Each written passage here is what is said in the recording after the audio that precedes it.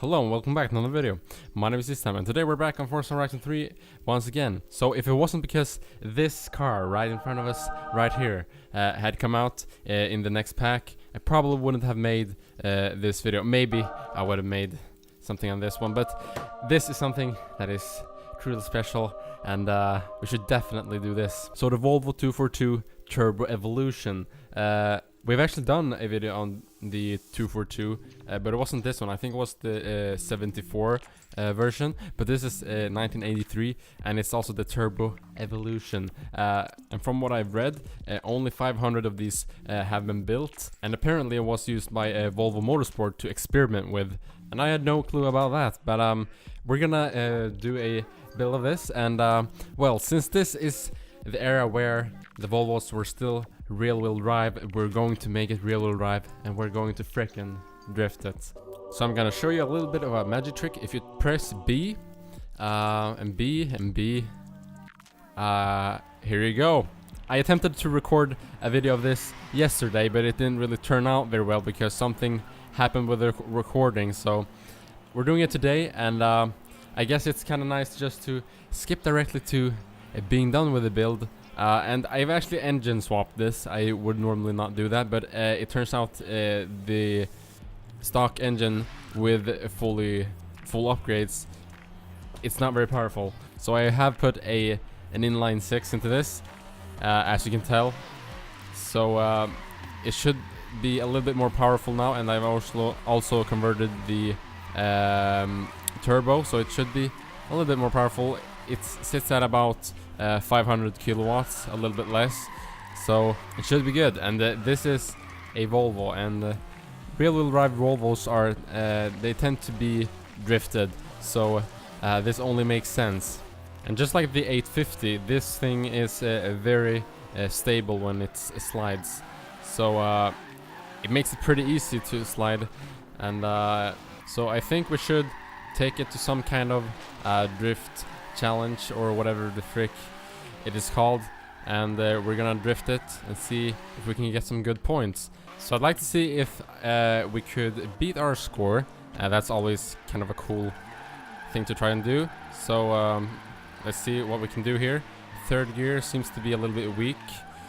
Well, it seems like we can use it as long as we get up some speed. It seems to be going pretty well. I think we've already beaten our score here. If that, yeah, that's a new PB. You know what? I'm gonna beat Jastiv's score. So let's have that as a new objective. Now, something that always crosses my mind when I see an older car like this, that was built with more power than the normal version of the car, it always makes me wonder. I wonder if this could be a first car. Like, you know, obviously I'm always thinking about my first car, what that could potentially be, and well, when I read what this car actually was, 500 built, this thing is probably pretty freaking expensive.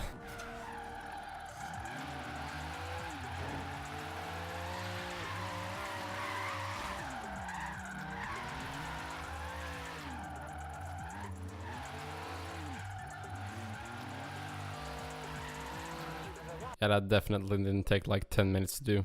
So I was talking about first car, and when I'm actually trying to plan to buy a car, I should definitely make a video where I build that car. If you can find it in a game, you probably can. At least in Forza, you probably can. Or maybe it's not in the game at all and I'm just gonna have to cry. So yeah, this is a pretty good car. I don't know if it's like the best. I feel like the problem could be that we don't have enough power. Obviously it would be pretty easy to put in like a V8, but I don't know, a V8 in this, it would just be kind of weird. But it's very easy to control if you're not trying to do like really long corners. This is good for like smaller corners like this one. And you know, it's pretty easy to drift.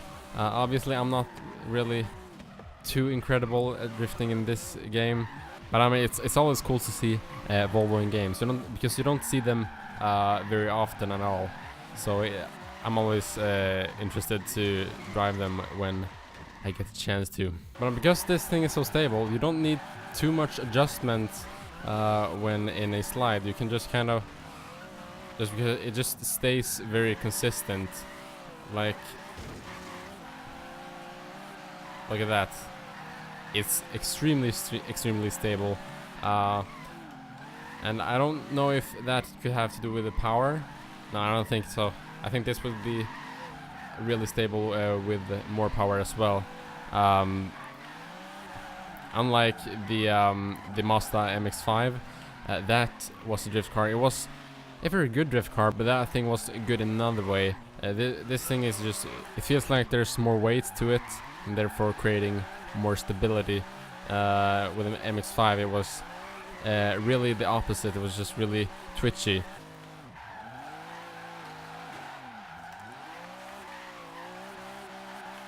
Okay, so the fact that I said that this car wasn't good at sweep long corners, take that back, because this works very well like this. In fact, it might even be better for this, just because when you have the momentum, it just kind of works better that way.